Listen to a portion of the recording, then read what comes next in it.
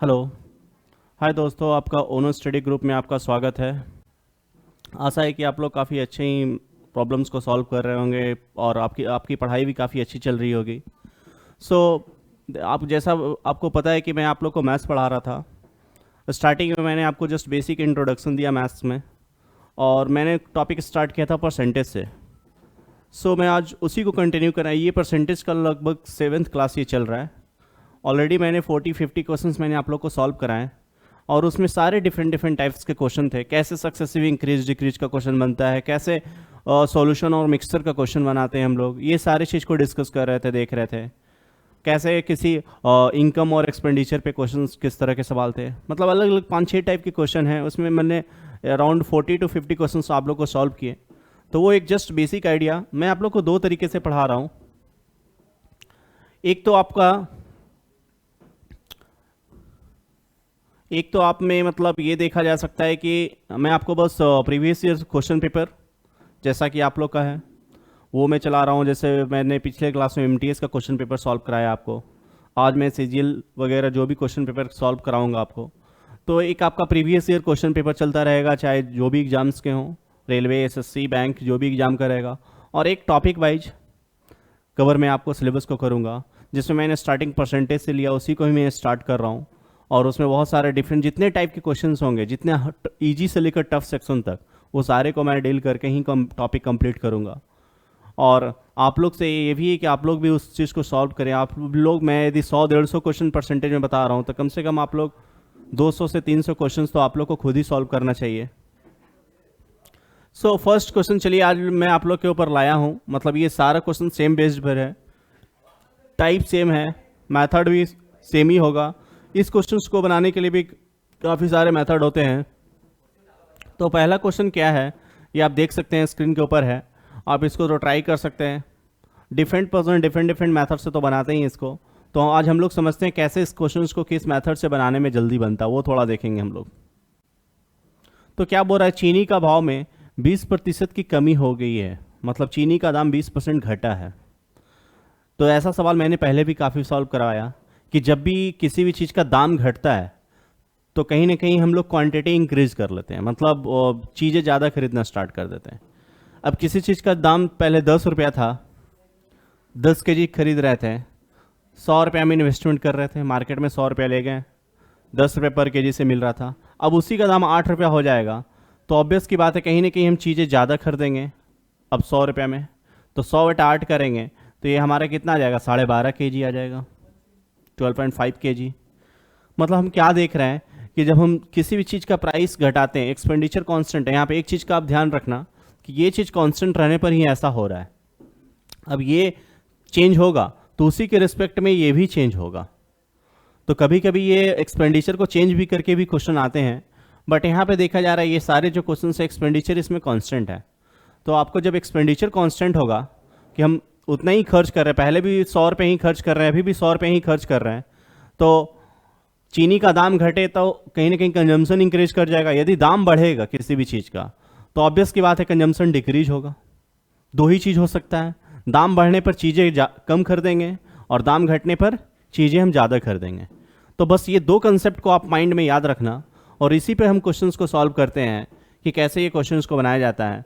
20% का कमी हो गया तो व्यक्ति क्या कर रहा है, 36 रुपये में 500 ग्राम चीनी अधिक खरीद रहा है। मतलब 36 रुपये इन्वेस्टमेंट पहले भी वो कर रहा था, अभी भी 36 रुपये ही कर रहा है, तो 500 ग्राम चीनी ज़्यादा खरीद सकता है। तो चीनी का प्रति किलोग्राम प्रारंभिक भाव कितना था, स्टार्टिंग का कितना था। अब यहाँ पे हम लोग देखते हैं कैसे इस क्वेश्चन को सॉल्व करेंगे। अब चीनी का दाम 20% का कमी होने पर क्या हो गया होगा, कहीं ना कहीं चीनी का दाम 5 से 4 हुआ होगा। 20% का मतलब होता है 1/5। स्टार्टिंग में प्राइस रहा होगा 5, बाद में कितना हो गया 4। तो कंजम्पशन क्या होगा, बढ़ेगा। कंजम्पशन कितना बढ़ाना होगा, 1 बढ़ाएंगे, कितना में, 4 में। मतलब ओरिजिनल कंजम्पशन यदि 4 है, ये है ओरिजिनल वास्तविक खपत, ये ओरिजिनल कंजम्पशन 4 है, तो फाइनल कितना, ये इंक्रीज हो गया, 1 बढ़ रहा है क्योंकि दाम घटा है इसलिए। स्टार्टिंग में हम यदि 4 केजी खरीद रहे थे चीनी, तो अब 1 केजी ज़्यादा खरीदेंगे। इसका मीनिंग यही बता रहा है 1 यूनिट का मतलब। और वहां पे बोला है कि हम 500 ग्राम अधिक खरीद रहे हैं।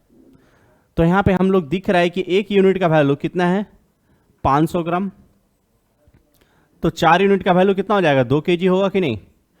500 इंटू 4 करेंगे तो कहीं ना कहीं 2 केजी आएगा। तो पहले हम चीनी ओवरऑल कितना खरीद रहे थे 2 केजी खरीद रहे थे, अब कितना खरीद रहे हैं 2.5 केजी खरीद रहे हैं। तो ओरिजिनल कंजम्पशन यहां पे कितना हो जाएगा, ओरिजिनल कंजम्पशन मतलब वास्तविक खपत बोला जाए चीनी का था कितना 2 केजी। और जब चीनी का दाम घटा तो फाइनल कंजम्पशन कितना हो गया, फाइनल कंजम्पशन दाम घटने पर चीनी हम लोग ज्यादा खरीद रहे हैं कितना 500 ग्राम मतलब 2.5 केजी खरीद रहे हैं। तो सबसे पहले जो रेशियो का परसेंटेज गिवन था 20%, इसका मतलब हम समझे क्या है 1/5, मतलब चीनी का दाम पहले 5 था अब हो गया 4, तो कंजम्पशन कहीं ना कहीं 1 बढ़ेगा। तो कितना बढ़ रहा है 4 में, मतलब ओरिजिनल कंजम्पशन 4 है तो कहीं ना कहीं 1 यूनिट बढ़ रहा है। तो यहां पे हमको गिवन था क्या कि 500 ग्राम अधिक हो रहा है, तो मतलब 1 बराबर 500 ग्राम, तो 4 बराबर कहीं ना कहीं 2000 ग्राम, 2000 ग्राम का मतलब होता है 2 केजी। मतलब हम लोग पहले चीनी को 2 केजी खरीद रहे थे, तो अब कितना खरीद रहे हैं 2.5 केजी। प्राइस कांस्टेंट है 36 रुपए, तो 36 रुपए ही है। पहले भी हम 36 रुपए ले जाते थे मार्केट में, अभी भी 36 रुपए ही ले जा रहे हैं। बट डिफरेंस क्या हो रहा है, पहले मार्केट में 2 केजी चीनी को परचेज करके आ रहे थे, अब हो रहा है 2.5 केजी परचेज हो रहा है।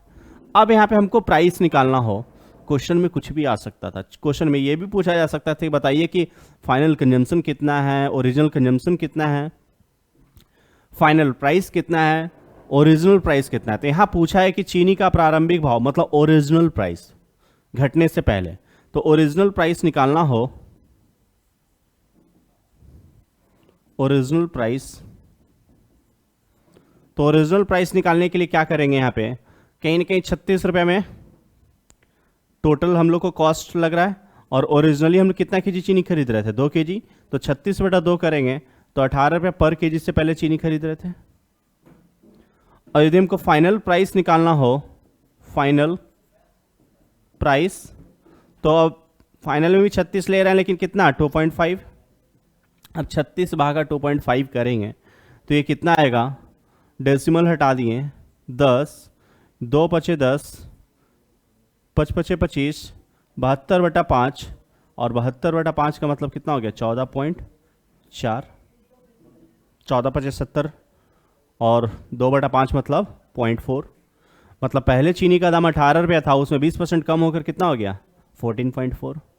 तो ये तो एक आपका एक मेथड हो गया कि आप इस तरीके से जब क्वेश्चंस को चलते हो तो क्वेश्चन जल्दी टैकल भी होता है। इसमें तो मैं आपको इतने सारे डाटा बता रहा हूँ, 4 क्वेश्चन मैंने यहाँ पे एक तरह से बता दिया कि ये 4 क्वेश्चन बन सकता है इसमें।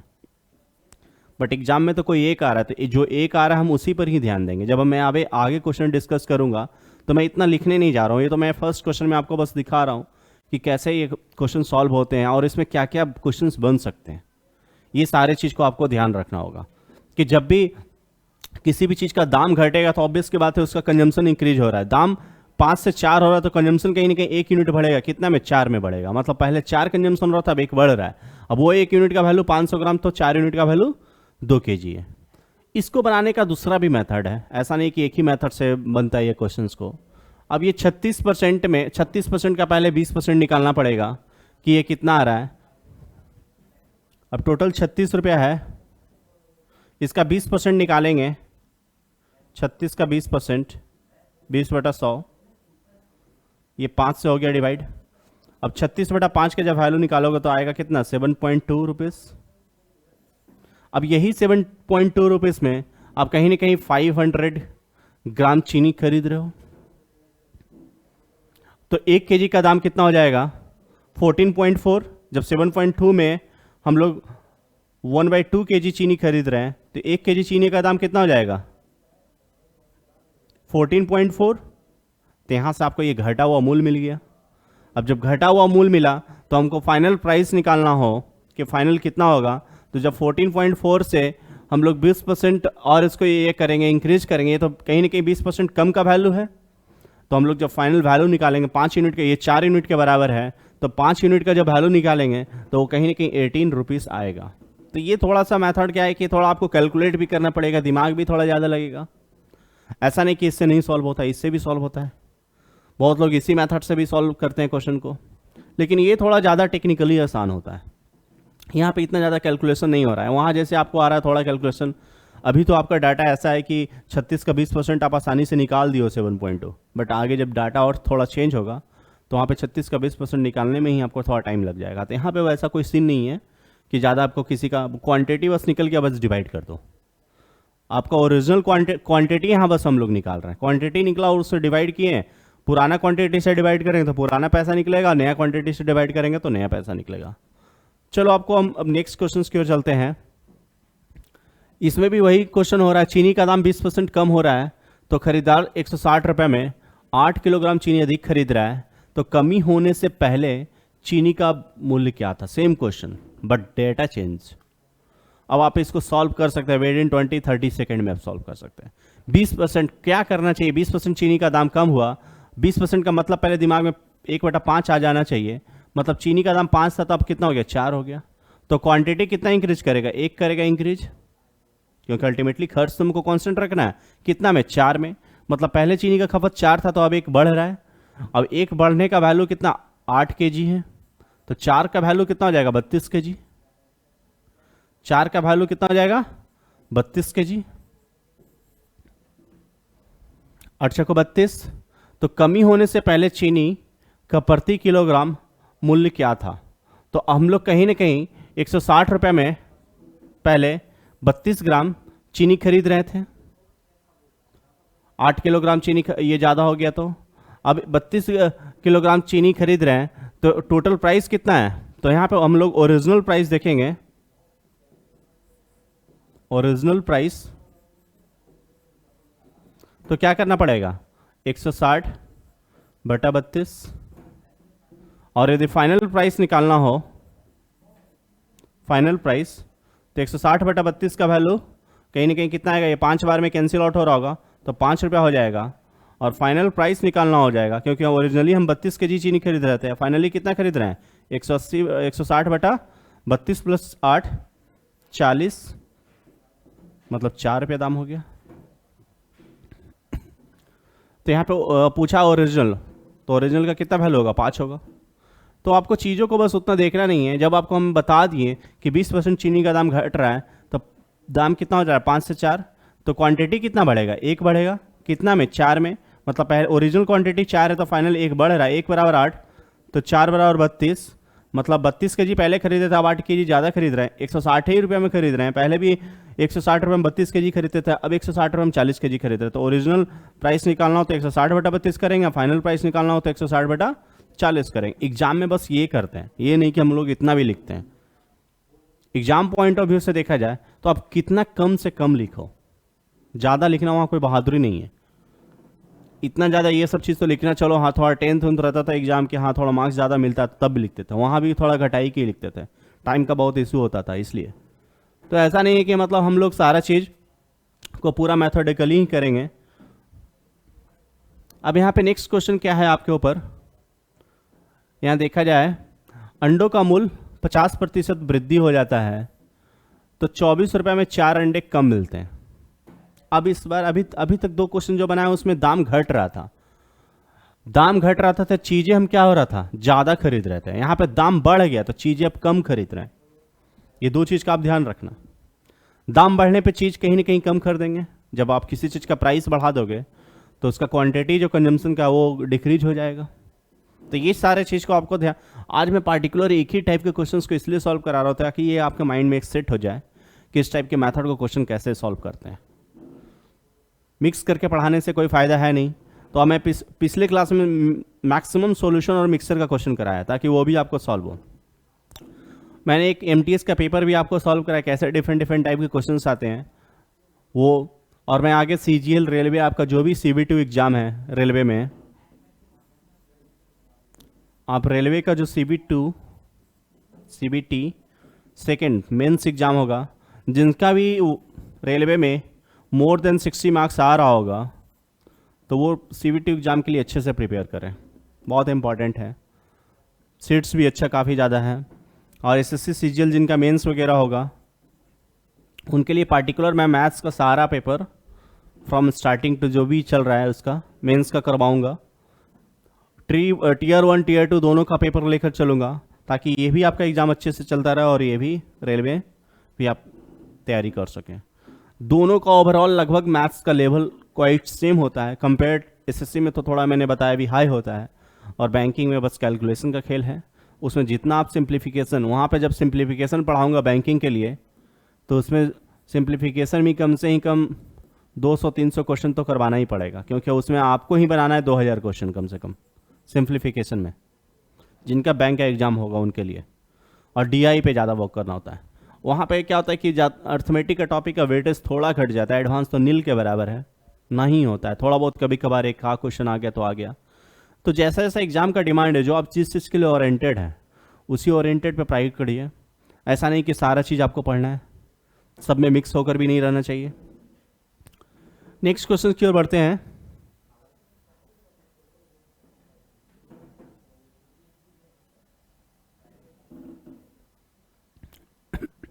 अब नेक्स्ट क्वेश्चन क्या हो रहा है, चीनी का दाम 50% वृद्धि होने पर 24 रुपये में हम लोग 4 अंडे कम मिलता है। तो 50% का मतलब क्या होता है, सबसे पहले ये सोचना चाहिए दाम कम हो रहा है कितना, 50% का वृद्धि हो रहा है, बढ़ रहा है, कम नहीं हो रहा है। 2 से दाम कितना हो गया 3, तो जब 2 से दाम 3 हो गया तो कंजम्पशन कहीं ना कहीं घटेगा। 3 से 2 आने के लिए कहीं ना कहीं कंजम्पशन कितना डिक्रीज होगा, 1 का, कितना में 3 में, मतलब पहले कंजम्पशन 3 यूनिट कर रहा था, अब 1 घट रहा है।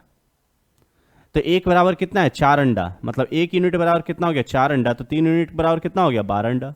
मतलब पहले ओरिजिनल हम कितना 1 खरीद रहे थे, 12 अंडा खरीद रहे थे, अब 4 कम खरीद रहे हैं, अब 8 ही खरीद रहे हैं।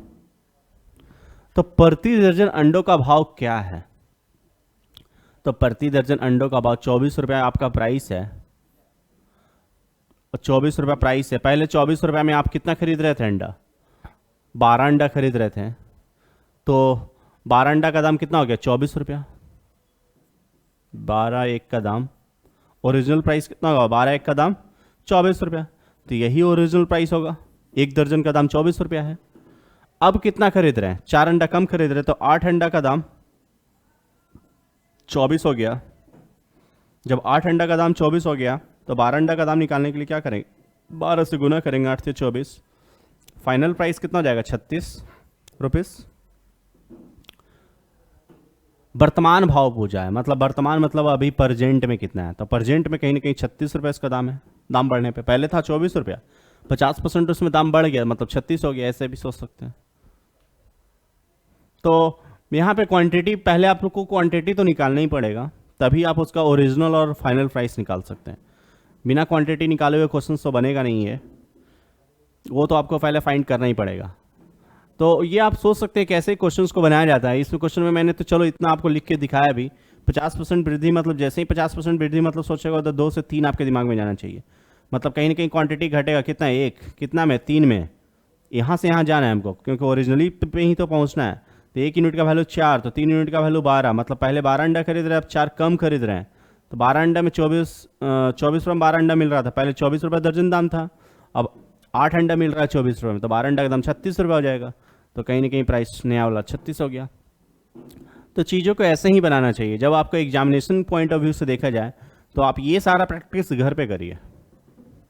ऐसे ऐसे सवाल 10, 15, 20 जितना भी हो सके, जहाँ मिले, चाहे वो रेलवे में मिले, बैंक में मिले, एसएससी में मिले, जहाँ भी मिले, उसको तो खोज खोज कर बना कर वो प्रैक्टिस हो जाना चाहिए। तभी फिर आप मतलब अच्छा परफॉर्म कर पाओगे। जब तक मैथ्स और रीजनिंग ये सब में इंडिविजुअली प्रैक्टिस नहीं करोगे, हर टॉपिक्स पर आप मेहनत नहीं करोगे, तो वो टॉपिक फिर अच्छा होने वाला नहीं है, फिर वो सवाल छूटे कहीं। क्वेश्चन डिफिकल्ट रहा तो वो अलग बात है, और डिफिकल्ट इतना भी नहीं रहता है कि मतलब चलो एसएससी का या कोई भी एग्जाम का बात करें कि वो कहीं ना कहीं 25 मिनट में 25 क्वेश्चन बनने लायक रहता ही है। 2-3 क्वेश्चन छूट गया तो छूट गया, जब ज़्यादा टफ है तो, जब छूट रहा है तो आपसे नहीं, सबसे छूट रहा है वो, आपको ये स्पेशल नहीं हो उसमें। तो ये नहीं होना चाहिए कि मतलब ये मैथ्स जब टफ एग्जामिनर क्वेश्चंस को टफ करेंगे। इस बार देखा जा रहा है कि एसएससी में पेपर जो आ रहे थे कंपेयर टू 2018-17, ये सारे पेपर से प्रीलिम्स से काफ़ी टफ, ये मतलब टफ आ रहे थे, थोड़ा कैलकुलेटिव आ रहे थे। तो फिर भी कैलकुलेटिव आ रहा है तो सबके लिए आ रहा है, ऐसा तो नहीं कि सिर्फ आपके लिए आ रहा है। लेकिन उसमें भी मैथ में बहुत सारे लोग 20, 22, 25 बना के आए हैं, जिनका प्रैक्टिस काफ़ी अच्छा जगह हो, वो करेंगे ही। तो ये सब कुछ अपने ऊपर डिपेंड करता है, क्वेश्चन टफ हो या इजी हो, आपका बस प्रैक्टिस इतना अच्छा होना चाहिए। मैथ्स में मान ली 2-3 क्वेश्चन कम ही बना था, आप जीएस और इंग्लिश में नंबर उठाइए, वहाँ उठाइए, उसको आप अच्छा और करिए। तो आपके एक चीज़ के भरोसे तो एग्ज़ाम निकलता नहीं है, रहता तो चारों चीज़ का वेटेज। तो ओवरऑल आपका जब सब कुछ अच्छा होता है तभी आप फिर धीरे धीरे एग्जाम्स को क्वालिफाई करते हैं। सिर्फ और सिर्फ आप एक सब्जेक्ट, आप मान लीजिए किसी भी बंदा का क्या होता है, मैथ्स अच्छा होता है तो मैथ्स में ही बस उसको लगता है कि एग्जाम निकल जाएगा, नहीं, बस उसको जीएस और इंग्लिश पे भी वर्क करना उतना ही पड़ेगा, बशर्ते कि उससे और ज़्यादा अच्छा ही करना पड़ेगा उसको। तो कोई भी पार्टिकुलर सब्जेक्ट यदि आपका बढ़िया हो तो उस पर ये भी नहीं होना चाहिए कि हम मेरा एग्जाम निकल ही जाएगा। नेक्स्ट क्वेश्चन की ओर बढ़ते हैं। सेम सवाल है, थोड़ा आप लोग भी इसको ट्राई कर सकते हैं। अभी तक तो मैं आपको 3-4 क्वेश्चन बनाया है। 20% दाम कम हुआ, गेहूं का प्राइस कितना 20% कम हुआ, तो 320 रुपये में 5 kg गेहूं ज़्यादा खरीद रहे हैं। तो गेहूं का आरंभिक मूल्य क्या था, मतलब स्टार्टिंग ओरिजिनल प्राइस पूछा है। तो 20% दाम कम होने का मतलब क्या होता है, 5 से दाम कितना हो गया 4, 5 से जब दाम 4 हो गया तो कंजम्पशन कहीं ना कहीं एक बढ़ेगा। कंजम्पशन एक बढ़ रहा है कितना में, 4 में, तो पहले 4 यूनिट कंजम्पशन हो रहा था, अब एक बढ़ रहा है 5 kg। एक बराबर कितना है 5 kg, एक बराबर 5 kg, तो 4 बराबर कितना हो जाएगा 20 kg। मतलब पहले हम 20 kg गेहूं खरीद रहे थे, अब 5 kg ज़्यादा खरीद रहे हैं, 25 kg खरीद रहे हैं। पहले का दाम था, प्राइस तो हमको 320 ही रखना है। पहले भी 320 रुपये मार्केट में ले जाता था, अब भी 320 ले। अंतर बस ये है कि पहले 20 kg खरीद रहे थे, अब 5 kg ज़्यादा 25 kg खरीद रहे हैं। आरंभिक मूल्य पूछा है, आरंभिक मतलब दाम घटने से पहले। तो ओरिजिनल क्वांटिटी कितना है 20, तो 320/20 करेंगे तो ये कितना हो गया 16। मतलब स्टार्टिंग का दाम 16 रुपये पर kg था। सवाल आप देख रहे हो कितना इजीली सॉल्व होता है ये। तो जब ऐसे ऐसे सवाल को आप ऐसा नहीं करोगे तो जब डिफिकल्ट सवाल आएगा तो उसमें तो और आप पूरा लिखना चालू करें। इसी सवाल में तो कम लिखना चाहिए ऐसे में, डिफिकल्ट 4-5 ही सवाल होता है, उसके पीछे उतना मत भागिए। और वो आपको प्रैक्टिस जब आप अच्छे, ये 80% देखा जाता है प्री में, खासकर मेंस में क्वेश्चन जो आते हैं 100 क्वेश्चन में, चाहे कोई भी ईयर का पेपर आप उठा लोगे 70 to 80% तो आसान रहता है। 70 to 80% आसान से मैटरेट थोड़ा सा, फिर 10-20% उसमें टाइम दो, आप उसमें 30 मिनट दो, आराम से बनाओ उसको। कम से कम ये जो क्वेश्चन से जो आसान है उसको तो 60-70 मिनट में कंप्लीट कर लो। बाकी आप फिर उसमें जो 20 क्वेश्चन है उसमें मान ली 10 भी बना लिए तब भी सिलेक्शन हो गया। तो ऐसा नहीं है कि सारा का सारा क्वेश्चन ही डिफिकल्ट होता है, लेकिन बच्चे क्या होता है ज़्यादातर स्टार्टिंग से डिफिकल्ट में नहीं भागना चाहिए, क्योंकि जब तक आपका इजी क्वेश्चंस में आपका हैबिट नहीं हो जाएगा, स्पीड नहीं आएगा।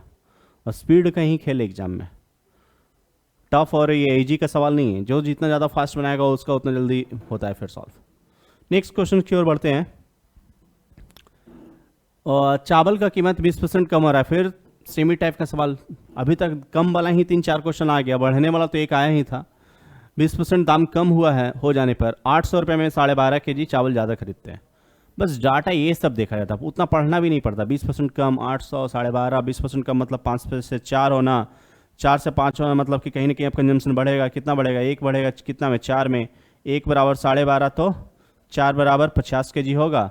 मतलब पहले हम 50 kg खरीद रहे थे, अब 12.5 kg ज़्यादा खरीद रहे हैं। तो चावल का मूल कीमत मतलब ओरिजिनल प्राइस, तो 800 में 50 से डिवाइड करना कोई बहुत बड़ा बात है बताइए, 16 रुपये स्टार्टिंग कीमत। नया कीमत बोलता था तो 800/62 करना पड़ता। तो आता है डेसिमल में आंसर, यहाँ तो डेसिमल में दिख भी नहीं रहा है, तो कैसे वो पूछ सकता है। तो ये सारे चीज़ को आपको ध्यान रखना होगा, जो चीज़ पूछ रहा हो उसी पे आप स्ट्राइक करिए। चीनी का दाम 20% कम हुआ है मतलब 5 से 4 हुआ है, कंजम्पशन बढ़ना है कितना, एक का बढ़ना है कितना में 4 यूनिट में। तो यही सारे चीज़ का प्रैक्टिस करना पड़ता है। इसको बनाने का तो 3-3, 4-4 मेथड से बनाया जा सकता है। 100 मान के ही बना सकता है, 100 मान के ही बना सकता है, 800 का 20% निकाल के ही बना सकता है। लेकिन क्यों हम उतना देखें, आप एक मेथड रखिए जो सबसे आसान तरीके से चलता है, उसी चीज़ को अडॉप्ट करके रखिए। पढ़ाने के लिए तो टीचर बहुत सारे मेथड पढ़ाते ही रहते हैं, लेकिन उनमें से भी बस एक जो सबसे फास्ट होता है उसी को सॉल्व करना पड़ता है। जब हम CISI आपको जब बताएंगे तो CISI में मार के इतना मेथड चला हुआ है, ट्री मेथड, ये मेथड, वो, उतना सारा मेथड करोगे तो आप करते ही रह जाओगे। उसमें भी दिमाग लगाना होता है कि नहीं, कब हम रेशियो मेथड अप्लाई करें, कब क्या दिमाग लगाए, कब ऑप्शन से बनाए, ये सारा चीज़ भी डेवलप करना होता है। तो ऐसा नहीं कि एक मेथड है तो मेथड से ही आप क्वेश्चंस को सॉल्व करेंगे। मेथड से जब क्वेश्चंस को आप सिर्फ सॉल्व करने की कोशिश करोगे तो आप टाइम लगेगा, क्योंकि क्वेश्चन टू क्वेश्चन वैरी होता है, आपका मेथड भी, टाइम भी, हर कुछ वैरी होता है। नेक्स्ट क्वेश्चंस पे बढ़ते हैं। अब यहाँ पे थोड़ा क्वेश्चंस में चेंज होगा। अभी तक तो हम 4-5 क्वेश्चन जो भी लिए एकदम सेम टाइप का ही क्वेश्चन लिए। एक वस्तु का मूल्य में हर वर्ष उसका मूल्य 10% का कमी हो रहा है, मतलब हर साल उसका 10% प्राइस घट रहा है। तो वस्तु का वर्तमान मूल्य इतना हो गया, मतलब 729 अब हो गया। 3 वर्ष पहले कितना मूल्य था। तो इस तरह क्वेश्चन में कुछ नहीं करना चाहिए। नॉर्मली आप मान लो कि स्टार्टिंग में प्राइस X था, 10% हर साल घट रहा है, तो मतलब कितना हो गया 9/10, 9/10, 9/10। बस एक लाइन लिखना है इसमें, और बराबर अब कितना दाम हो गया 729। या तो ये दिया रहेगा तो ये पूछेगा, ये दिया रहेगा तो ये पूछेगा, बस 2 ही चीज़ होता है ये सब क्वेश्चन में। चाहे 3 साल देगा, 2 साल देगा, 4 साल भी कभी कभी दे देता है। 5 साल 10 साल तो देता नहीं है, इतना नहीं देगा वो, उतना कैलकुलेटिव हो जाएगा। फिर उतना कैलकुलेटिव करने के लिए कौन दिमाग लगाएगा उतना। अब यहाँ पे 3 का क्यूब 9 का क्यूब जानते ही हो कि 729 होता है, तो कहीं ना कहीं वस्तु का प्राइस स्टार्टिंग में कितना हो गया 1000 हो गया। तो हम यहाँ पे एक एज्यूम भी कर रहे, तो कोई बहुत बड़ा चीज़ नहीं है कि बहुत बड़ा एक इक्वेशन बन रहा है, ये बन रहा है। वो बस नॉर्मली बनाने के लिए उसका एज्यूम किया कि हाँ यहाँ हम कुछ भी मान सकते हैं, वस्तु का प्राइस लिख सकते हैं, कुछ भी लिख सकते हैं, ताकि उसका 3 बार दाम घटाए हैं। 9/10, 9/10, 9/10 किए, तीनों 9, 700। यहाँ पे आपका वैल्यू भी ऐसा वो सेट करेगा ना, चाहे उसका क्यूब फॉर्म में सेट करे, वो कटने वाला ही फॉर्म में सेट करेगा। ज़्यादा होगा डेसिमल में तो ऑप्शन है नहीं, तो वो कैसा ऑप्शन सेट करेगा। और डेसिमल में ज़्यादातर ऑप्शन सेट करने में बैंकिंग में ही होता है।